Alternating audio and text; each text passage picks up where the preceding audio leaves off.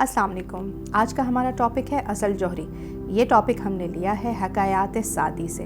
उम्मीद करते हैं कि ये टॉपिक आपको ज़रूर पसंद आएगा। अगर किसी ने हमारा चैनल सब्सक्राइब नहीं किया तो सब्सक्राइब कीजिए और बेल आइकन पर ज़रूर प्रेस कीजिए। एक शहज़ादा था जो छोटे कद का था और शक्ल व सूरत भी बहुत अच्छी ना थी। उसके भाई का कद दराज था और वो खूबसूरत भी था। बाप बस कामत शहज़ादे को हकारत से देखता था, मगर वो बड़ा ज़हीन था। एक दिन उसने बड़े अदब से बादशाह से कहा, ए पितरे आली कदर, छोटे कद वाला दाना लंबे नादान से बेहतर है। क्या ये ज़रूरी है कि जो चीज़ बड़ी हो वो कीमती भी हो? कौवा तोते से बेहतर नहीं हो सकता और एक पाकीज़ा बकरी हाथी से बेहतर कैसे हो सकती है?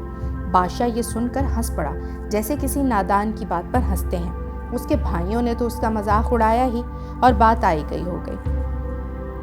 कुछ अरसे बाद अचानक पड़ोसी मुल्क के बादशाह ने इस मुल्क पर हमला कर दिया तो ऐशो इशरत से ज़िंदगी बसर करने वाले शहज़ादे सख्त घबरा गए कि अब उनकी खैर नहीं। उन्हें अपनी जान के लाले पड़ गए। लेकिन छोटे कद वाला शहज़ादा घोड़े पर सवार होकर दुश्मन के लश्कर पर टूट पड़ा। बहुत से दुश्मनों को ढेर कर दिया। बहादुर बेटे की बहादुरी को देखते हुए बादशाह का हौसला बढ़ गया।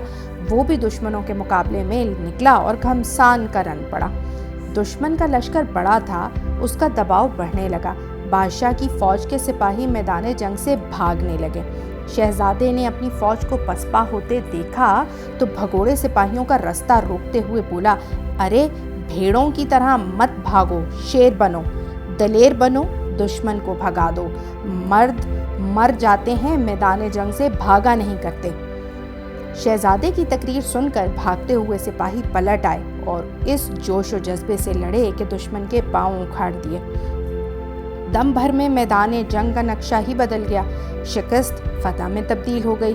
बादशाह अपने बेटे की बहादुरी देखकर बहुत खुश हुआ। उसे सीने से लगाया, माथा चूमा और उसकी वली अहदी का ऐलान कर दिया।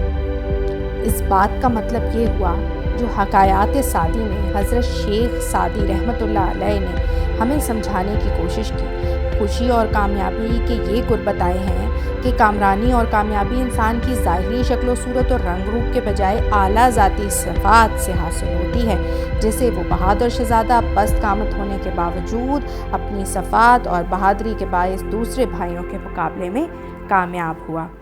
ये था असल जौहरी।